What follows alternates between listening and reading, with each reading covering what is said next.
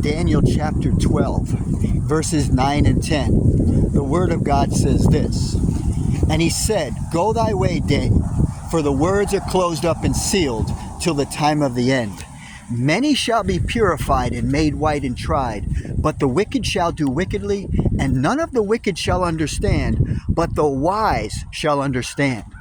We are told in Daniel 12 and verse 10 that the wise would understand the book of Daniel. Well, when you look at the words of Jesus in Matthew 24, verse 15, he specifically mentioned Daniel the prophet. He said, "When ye therefore shall see the abomination of desolation spoken of by Daniel the prophet stand in the holy place, whoso readeth, let him understand." In Matthew 24, verse 15, Jesus puts his stamp of approval on the book of Daniel.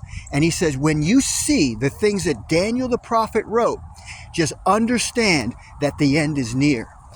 In Daniel chapter 7, verses 1 through 8, we have a picture of four beasts that arise out of the sea.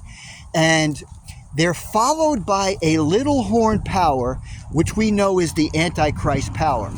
And this power ruled from 538 to 1798. But towards the end of the rule of this little horn power, Daniel saw this in vision. In Daniel chapter 7 and beginning in verse 9, I'm going to quote verses 9 and 10. It says, "I beheld," in other words, I saw this little horn power until the Ancient of Days did sit, whose garment was white as snow, and the hair of his head like the pure wool. His throne was like the fiery flame, and his wheels as burning fire. A fiery stream issued and came forth from before him. Thousands ministered unto him, and 10,000 times 10,000 stood before him. The judgment was set, and the books were opened." We find in Daniel chapter 7, verses 9 and 10, the Ancient of Days, God the Father, sitting on his throne, and it says the judgment is set and the books are opened. Brothers and sisters, this is the investigative judgment. Seventh-day Adventists have always understood that at the end of the 1260 years from 538 to 1798, that after this time period, the judgment would sit. Because if you look at the chronology of Daniel chapter 7, when you get to verse 9, you see the Father sitting on the throne. Oh, what a beautiful scene this is. It says, thousands ministered unto him, and 10,000 times 10,000 stood before him. The judgment was set, and the books were opened. We have the investigative judgment. The Father sits on his throne with all the heavenly angels around him. And then when you get to verse 13 in chapter 7, this is what it says.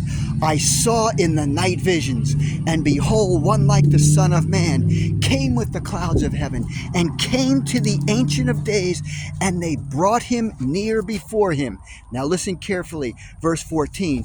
"And there was given him dominion and glory and a kingdom, that all people and nations and languages should serve him.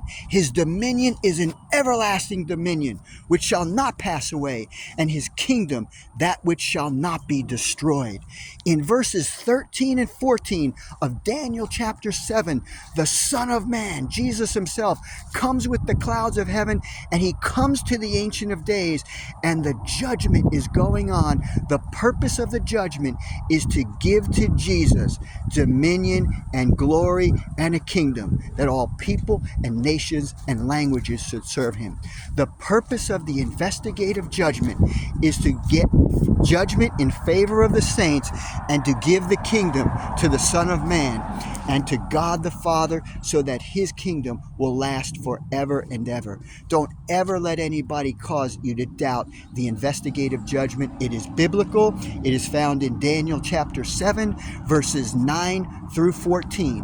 When you look at it in the context of what is being spoken of in those prophecies, it has to begin sometime after the year 1798, because the little horn power ruled from 538 to 1798, and sometime after 1798, that judgment scene would begin. Brothers and sisters, I hope this has blessed you. God bless you.